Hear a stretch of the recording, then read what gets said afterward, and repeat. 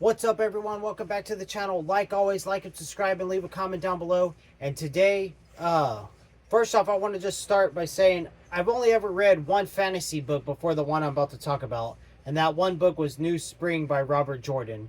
Um, the author of this book, I will I will tag him in the description below so you could go check out his booktube.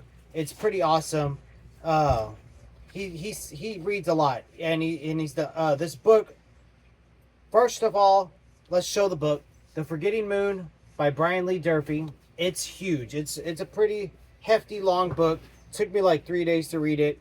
The Five Warrior Angels trilogy. Cover art is by, I read it earlier. Cover illustration, Richard Anderson, and then there's an interior map by Robert Lazzaretti. So I like to check those things out. Look at the map and the art I enjoy. So, like I said, this was my second fantasy book ever. All right, and I always thought I probably wouldn't like fantasy. I liked New Spring well enough, but I didn't even continue on with what is arguably considered probably one of the best fantasy series of all time, that being the Wheel of Time series. But I've watched this dude's channel so much, and he starts every video with, welcome back to the greatest program in television history. I'm Brian Lee Durfee, author of The Forgetting Moon, The Blackest Heart, and The Lonesome Crown. And I've watched him so much that I was like, okay, I'm going to buy the book and I want to read it. And I am glad I did. Solid 10 out of 10. It would be an 11 out of 10, but anything with super amounts of gore and violence is just going to be a 10 out of a 10. Because I like cozy books pretty much, but I'm delving into the land now. Reading this book made me realize that I miss reading horror. So, and this isn't a horror book. This is epic fantasy, and epic in every sense of the word. It was crazy. It was brutal. It was brutal from the get-go. The whole book is brutal. Like what these people endure. Basically, you have a psychotic king, a young king from another, the Soul Sevener, however you want to say their name. He pretty much, fancies himself a god, and he wants to take over the rest of, the world of that time. And so he just his people are slaughtering everybody. Then you have little hints at, who these 5 angel warriors could be. They're all your main characters. But man, Brian Lee Durfee twists and turns things.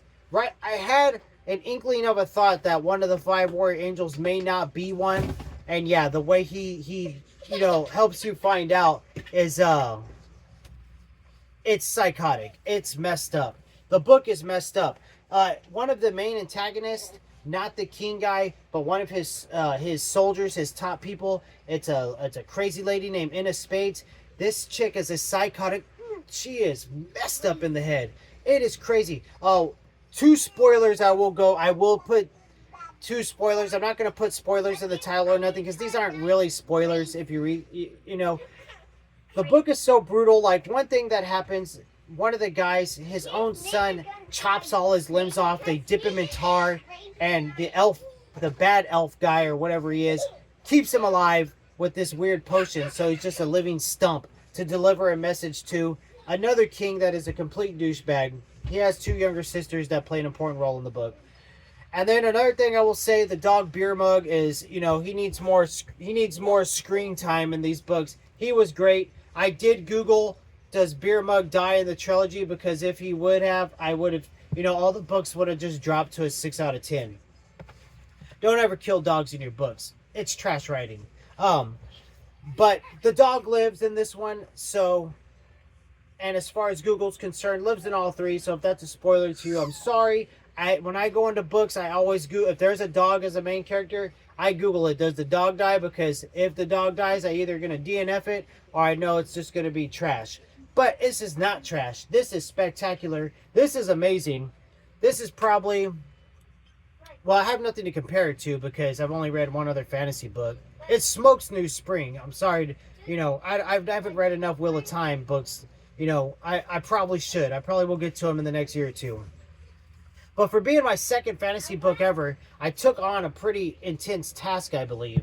The book was, it was hefty. It's snaps in at about 763 pages, I believe. It's got your index, your glossary, your map. Yeah, 763. Hefty read. But I was so entranced in it, I couldn't put it down. I read at the expense of my entire family's well-being because I just wanted to read this book.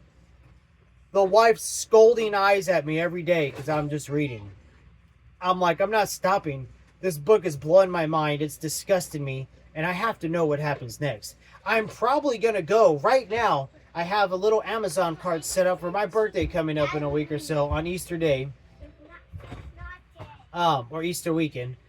And I think that's my birthday. Anyways, I'm probably going to buy the second book and just read it next month because I want to know what happens.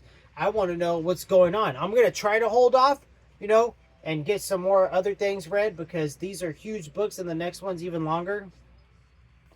But I got to know what happens. What is going on with our main characters, and I just have to know. The book is so good. It is so good. I can't believe, I never thought I would enjoy fantasy, but I just could not stop reading this thing. And now I'm looking at, for future reading, like maybe I finish this trilogy and dive into some other fantasy. I am going to read some of the, see if I can get out dropping everything. I do want to read Redwall Nostalgia from when I was a kid. I've been trying to find that series for years. I couldn't remember the name. Another booktuber was dropping the series that I watch, Secret Fire Books, and I was like, thank you, dude. You reminded me. Little dude just wiped out, so you're going to hear the cries. But this book was perfect. I loved it. It was, sorry. If you watch my channel for any time, any period of time, it's usually a disaster. So welcome to the disaster that is this channel. This book was great, man. I mean, I've been told I spoil too much things when I do these reviews, so I'm just going to, swoon on the reviews from now on.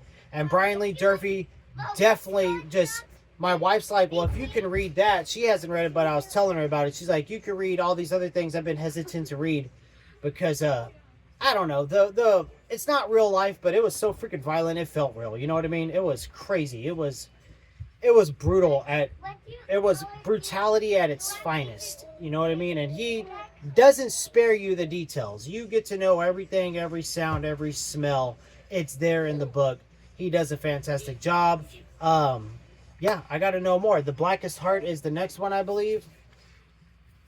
And I want to know what's going to happen because so much stuff went on throughout the book, and towards the end of the book, things just started turning for different directions. And I'm like, okay, some of it I seen coming a mile away. Some of it I did not. So, I don't know. The book was awesome. The Forgetting Moon, which is the name of one of the weapons, by Brian Lee Durfee, the Five Warrior Angels trilogy. If you haven't read it and you're a fantasy fan, you are doing yourself a disservice. I'm going to go nuts sharing this review all over the internet. And for the whole 10 people that watch the channel, you're in for a good time if you try this out. That's the video today. Later.